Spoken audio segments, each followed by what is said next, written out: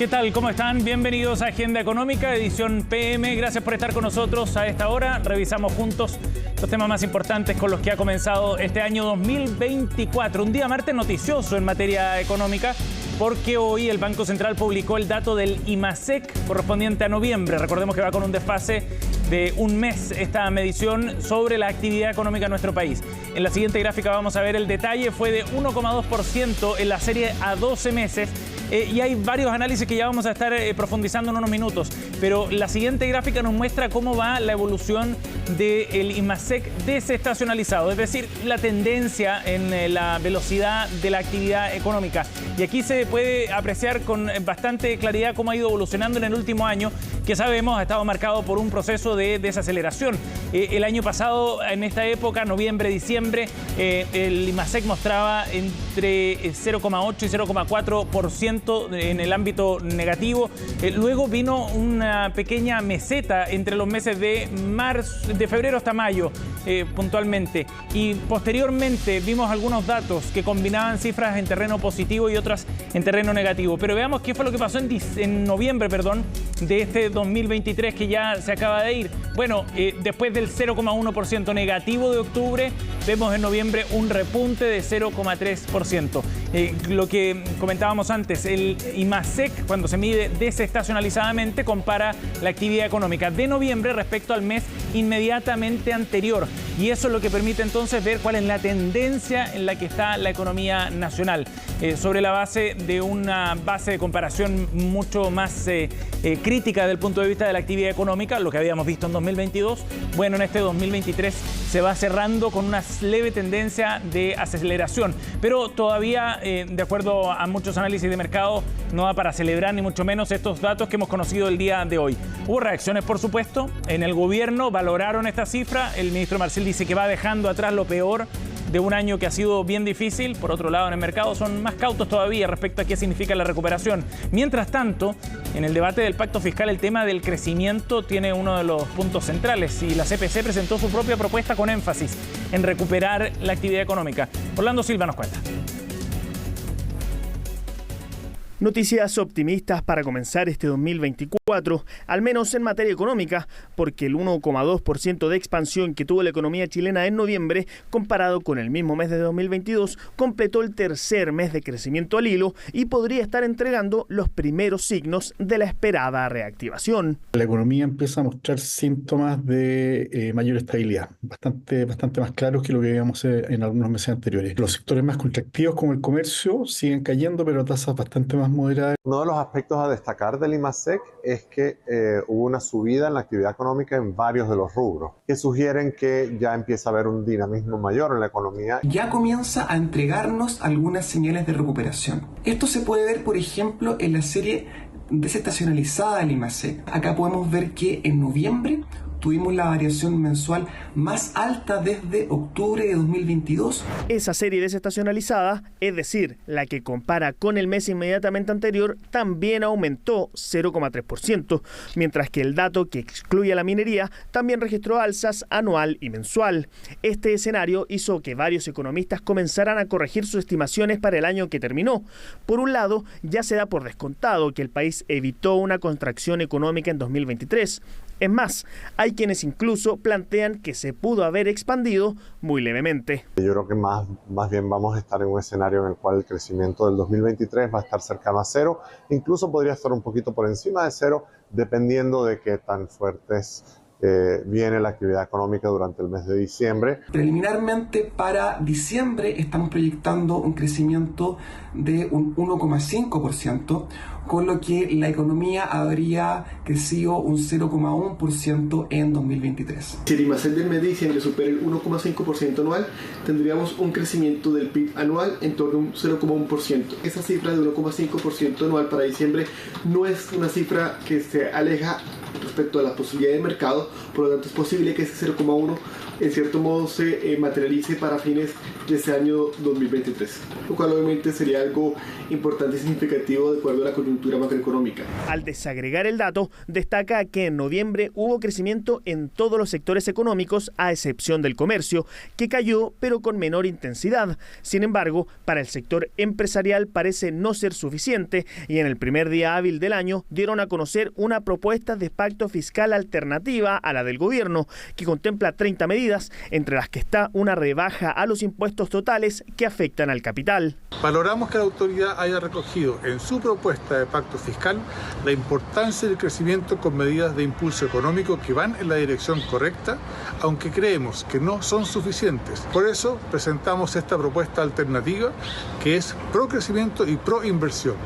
No contempla alzas de impuestos y sugiere avanzar en la convergencia tributaria con tasas para los inversionistas que se acerquen al estándar OCDE. Nosotros creemos que quienes tienen que pagar el aumento de la PGU de 250.000 pesos son la gente de más altos ingresos o la gente que hoy día, teniendo altos ingresos, hace elusión tributaria y no paga sus impuestos. Empresas, empresarios o gente de altas rentas. Entonces, ahí cuando hablamos de justicia tributaria, tiene que ver con eso, ¿no? De que se pague proporcionalmente y no le carguemos, sobre todo por la situación económica que vive el país, a la clase media. Ahora habrá que ver si esta propuesta es considerada durante el debate legislativo de los proyectos relativos al pacto fiscal. En el ámbito puramente económico, el dato de IMASEC allana el camino del Banco Central para mantener la agresividad de los recortes en la tasa de interés y se espera que a fin de mes esta baje hasta 7,5%. Bien, ahí veíamos entonces parte de ese análisis respecto al dato del IMASEC. Veamos nuevamente la serie de crecimiento económico los últimos meses para ver cómo ha ido evolucionando este indicador de actividad económica. Ya vamos a poder profundizar además sobre la base de estos antecedentes. Fíjense ustedes la diferencia respecto a lo que ocurría a fines del año 2022. En terreno claramente negativo, la actividad se contraía 3,3% en noviembre de 2022, en 2,2% en diciembre. Luego viene en enero, en febrero, otra caída más después de un repunte leve de enero y los números negativos se mantuvieron hasta agosto prácticamente. En septiembre viene un 0%, nula variación y cerramos entonces este año 2023 con un crecimiento de 1,2%. Ese es el dato que conocimos el día de hoy y así se fue comportando entonces la economía en el último trimestre. Se esperaban mejores resultados y eso es lo que hemos visto a partir de estos datos. Bueno, vamos a profundizar en este tema y para eso nos vamos a conectar a esta hora con el economista jefe del Banco BCI, Sergio Lehmann, quien nos acompaña en Agenda Económica. Bienvenido, Sergio, gracias por el contacto y feliz año además. Feliz año, Sebastián. Muchas gracias. Encantado de estar con ustedes. Sergio, ¿qué nos muestra este dato del IMASEC de 1,2% con el que va cerrando el 2023, el dato correspondiente a noviembre? Yo creo que en términos generales efectivamente está mostrando que en la punta la economía está mostrando alguna mejora, digamos, y viene fundamentalmente del lado de minería, servicio que en general ha sido más resiliente durante el año, pero ciertamente es una noticia algo más positiva, digamos, respecto a lo que conocimos durante buena parte de este año, que fue, como tú bien decías, un año especialmente dificultoso. Pero no hay que perder de vista que son todavía, ¿no es cierto?, señales todavía muy tímidas, porque si uno ve, por ejemplo, comercio, si ve otras variables que son importantes también para entender la dinámica de la economía chilena, estamos hablando ciertamente todavía de una economía impactada, afectada, reconociendo que las tasas de interés siguen en niveles altos y por lo tanto ciertamente dan cuenta de todavía, digamos, una debilidad en el desempeño de nuestra economía. Ajá. Pero esa debilidad se grafica en que la economía va creciendo a ritmos bajos, digamos, o más bien a que todavía hay riesgos de recaídas en la actividad.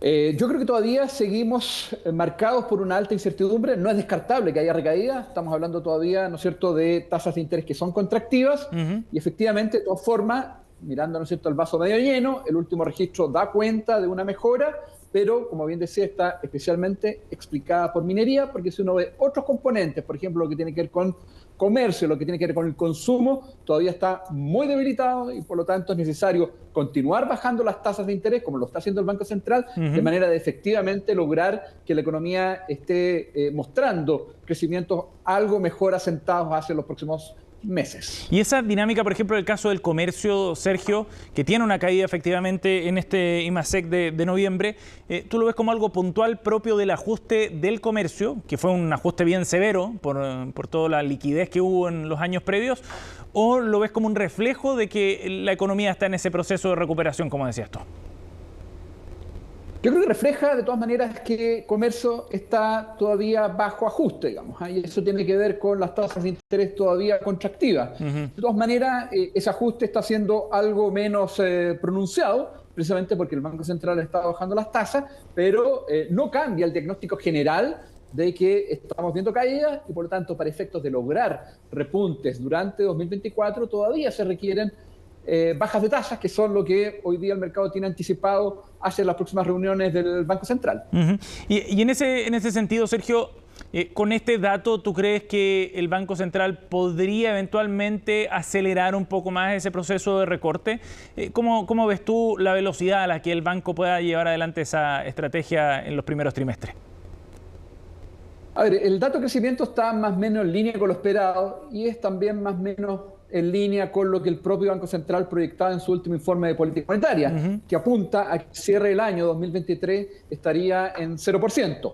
Ahora, eso entonces, de alguna manera, ratifica la visión de que las bajas de tasas en lo que vienen están más o menos en línea con lo que el propio Banco Central estaba planteando en su último informe. Esto es, recortes de 75 puntos base más o menos en las próximas reuniones para ir convergiendo gradualmente hacia la tasa neutral de 4,25% acorde con el Banco Central o 4% acorde con el Banco Central hacia comienzo del 2025. Creemos que en términos generales no cambia el diagnóstico respecto a las bajas de tasas que vienen hacia adelante porque, como bien decía, está en lo grueso alineado con los escenarios que se estaban dibujando. De acuerdo, pero a pesar de esa coincidencia, digamos, ¿tú crees que está abierto ese debate? ¿El de hacer recortes más agresivos, por ejemplo, y llegar a 100 puntos en algún momento?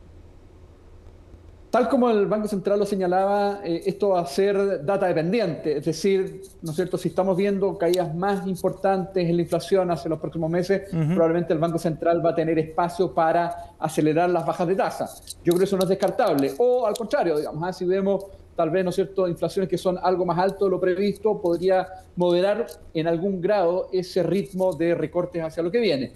Pero en el escenario más probable y tomando en consideración también lo que fue el dato de crecimiento del IMASEC de noviembre y lo que está previsto hacia los próximos meses, creemos que en realidad lo más hoy día probable es que los recortes estén, como ya bien decía, en las próximas reuniones en torno a 75 puntos base para luego ir moderando ese ritmo y hacer lo que se denomina una suerte de fine-tuning, digamos, o ajuste, digamos, más fino hacia fin de año con recortes algo más acotados, pero, como bien decía, más bien en la línea en lo que ya el mercado y el propio Banco Central está planteando hacia lo que viene. El ministro Marcel decía, Sergio, ya lo veíamos antes, que se estaba dejando atrás toda la inestabilidad que se vivió en 4 años, dando como por superado ya esa etapa. ¿Misión cumplida en ese sentido para Chile, para el Banco Central, para el gobierno también, en ese objetivo de dejar atrás ese periodo de ajuste tan fuerte? Yo creo que todavía faltan tareas hacia adelante. Es cierto que los momentos más complejos, más difíciles, de mayor incertidumbre, mayor volatilidad, mayores preocupaciones, se han ido dejando atrás. Y eso tiene que ver con que la inflación ha venido descendiendo, donde también estamos viendo un tipo de cambio algo más abajo respecto a lo que vimos hace algunos meses atrás. En general, un mejor ánimo en los mercados.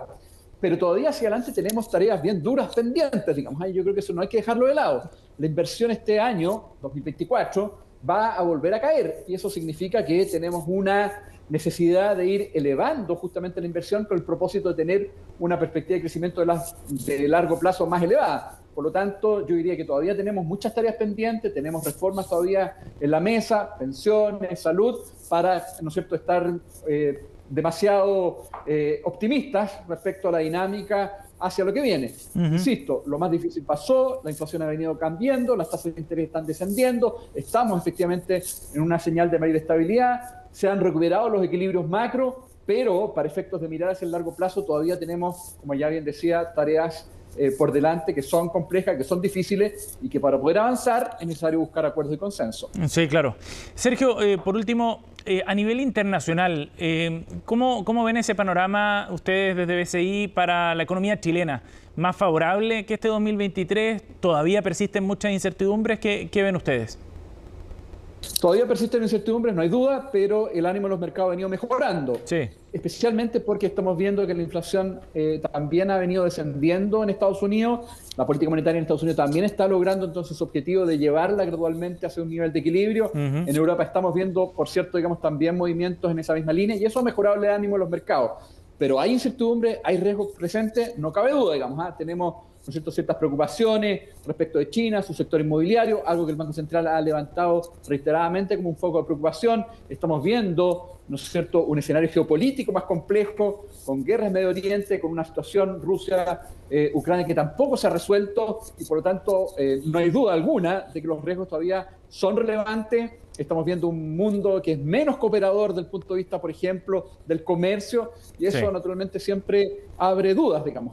Por lo tanto, yo diría en el margen, mejores noticias, mejor ánimo a los mercados, pero por cierto, digamos, hay que siempre estar atento a los riesgos, los distintos riesgos que están presentes a nivel global. Claro que sí. Sergio, muchas gracias por conversar con Agenda Económica. Muchas gracias a ti, muy buenas tardes, que estén muy bien. Gracias. Vamos a ir a una pausa, ya volvemos, seguimos con más temas del día.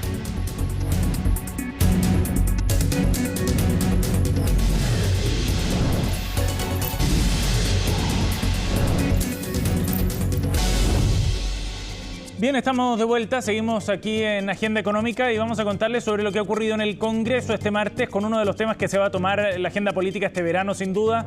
Hablamos de la discusión de la ley corta en materia de ISAPRES. Lo que ha ocurrido este martes es que la Comisión de Salud del Senado retomó esta discusión y los plazos se van acortando para despacharla pronto y evitar lo que muchos presagian podría ocurrir si es que no se legisla sobre el tema, un colapso de las ISAPRES. De hecho, el presidente de la Comisión plantea que en enero ya debería estar despachado este proyecto. Escuchamos algunas de las reacciones del día a continuación. Nosotros nos hemos comprometido a que el despacho sea durante el mes de enero, no hay ningún problema.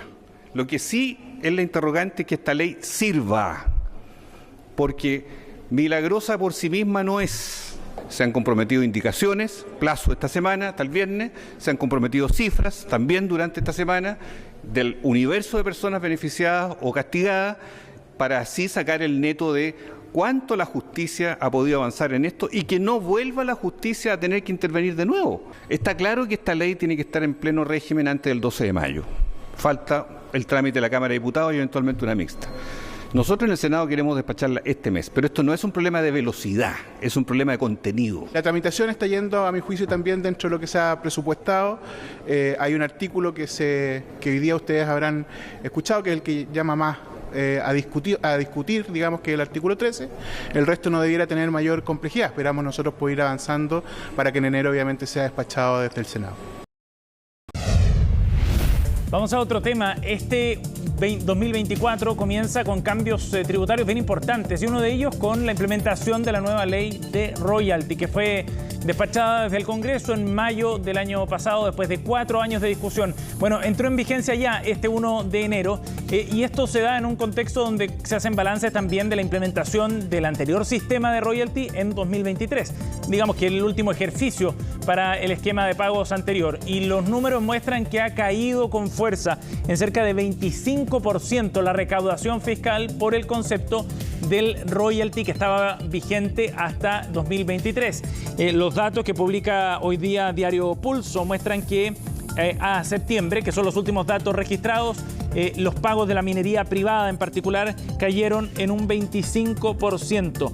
En los primeros meses del año, las utilidades habían acumulado una caída cercana al 8%. Por lo tanto, si había menos utilidades, se esperaba también una caída del pago de este tributo. Sin embargo, la caída es superior porque hubo caídas de algunos actores relevantes, como Escondida, por ejemplo, que fueron muy fuertes. 50% menos de pago del impuesto específico a la actividad minera. En el caso de otros yacimientos que son importantes, hay una caída también que se refleja en Saldívar, por ejemplo, de cerca de 70%, en Candelaria de solo 3%. Sin embargo, hay otras que compensan, como Los Pelambres, que sube 84%, o Centinela, que sube un 33%. Todo esto en los últimos trimestres de pago de este impuesto, porque ya sabemos, desde este 1 de enero comienza a regir el nuevo esquema tributario para el impuesto específico a la minería. Sobre ese tema, sobre la implementación de este nuevo tributo y los objetivos, se refirió el ministro de Hacienda, Mario Marcel. De esta manera hemos logrado, creo, equilibrar, por un lado, la necesidad de aumentar la participación del país en las rentas provenientes de la gran minería del cobre y, por otro lado, mantener un marco que permita estimular y seguir avanzando con las inversiones que la industria minera requiere, no solamente para expandir la producción, sino para hacerlo de manera sostenible. Durante este año esperamos recaudar una parte importante de lo que estaba previsto como meta de recaudación, alrededor del 0,25% del producto. Todavía es más o menos la mitad de lo que se espera en régimen. Esto debido a que todavía hay varias explotaciones mineras que están con invariabilidad tributaria, y ya el próximo año 2025 ya nos vamos a ir acercando a esa situación y además a distribuir esas rentas entre las regiones y los municipios.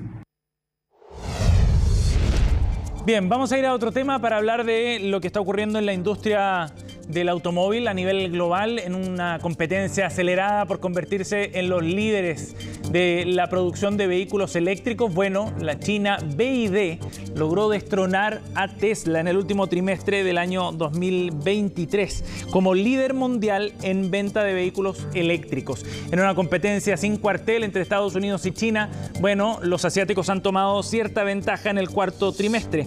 La automotriz vendió 526.000 unidades en el último trimestre de 2023. La estadounidense, en tanto, superó la estimación que tenían los analistas, pero de todas maneras quedó por debajo de su rival China. De esta forma, entonces, dicha competencia recrudece en un contexto, como decíamos, donde la transición energética necesaria a nivel global para enfrentar el cambio climático ha generado una competencia importante por liderar este proceso de producción de automóviles eléctricos. Se entiende que este aspecto, este concepto, será fundamental para disminuir emisiones a nivel global. De todas maneras, la proporción de venta de vehículos eléctricos, de acuerdo al Financial Times, es de apenas 5% del total de los que se comercializa a nivel internacional. Sigue siendo una carrera aún incipiente, pero el dato es interesante porque muestra la fortaleza que tiene China en esta materia frente a un líder como Tesla. De todas maneras, en el global de todo el año, Tesla se mantuvo por delante del fabricante asiático con 1,81 millones de vehículos eléctricos vendidos. Como decíamos, eso superó las estimaciones que había planteado el mercado respecto a la empresa de Elon Musk. BYD cerró el año con 1,6 millones de vehículos eléctricos. De todas maneras, si se replica la tendencia del último trimestre del año anterior, claramente podría haber un cambio en el liderazgo total para este año 2024. Con esta información nos vamos. Gracias por acompañarnos aquí en Agenda Económica. Ya viene CNN Prime con más informaciones.